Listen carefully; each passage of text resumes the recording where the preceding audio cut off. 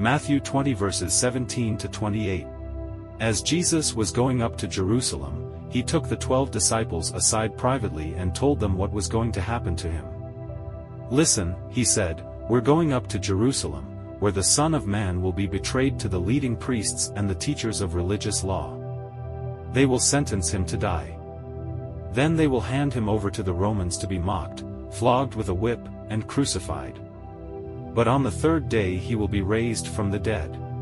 Then the mother of James and John, the sons of Zebedee, came to Jesus with her sons.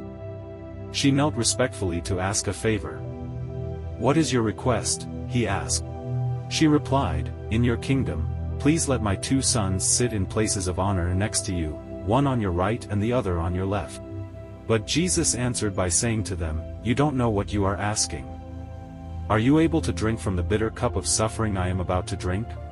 "Oh yes," they replied, "we are able." Jesus told them, "You will indeed drink from my bitter cup.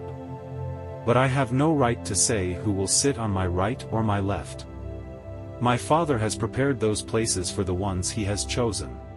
When the 10 other disciples heard what James and John had asked, they were indignant.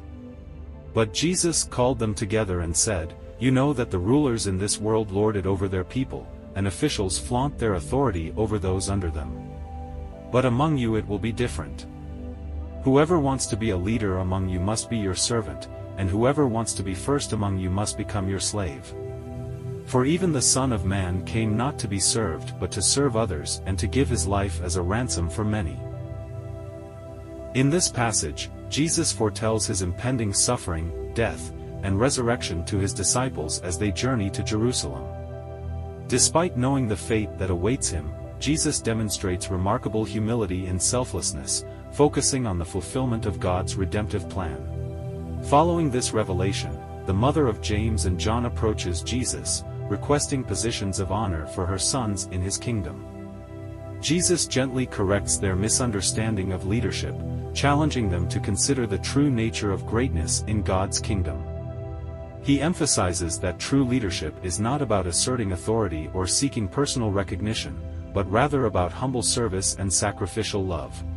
Jesus contrasts the worldly model of leadership, characterized by power and control, with the kingdom model, which is characterized by servanthood and selflessness. He sets himself as the ultimate example, declaring that even he, the Son of Man, came not to be served but to serve and give his life as a ransom for many. Actions to take. Embrace humble service. Follow Jesus' example of humility and service by actively seeking opportunities to serve others in love and compassion, without seeking recognition or reward. Redefine leadership. Challenge worldly notions of leadership and authority by prioritizing servant leadership characterized by humility, empathy, and a willingness to sacrifice for the well-being of others. Live sacrificially. Recognize the call to sacrificial love and selflessness in the Christian life. Be willing to give of yourself, even to the point of personal cost, for the sake of others and the advancement of God's kingdom. May we follow Jesus' example of humble service and sacrificial love, embracing the call to lead by serving others with compassion and selflessness. In Jesus' mighty name. Amen.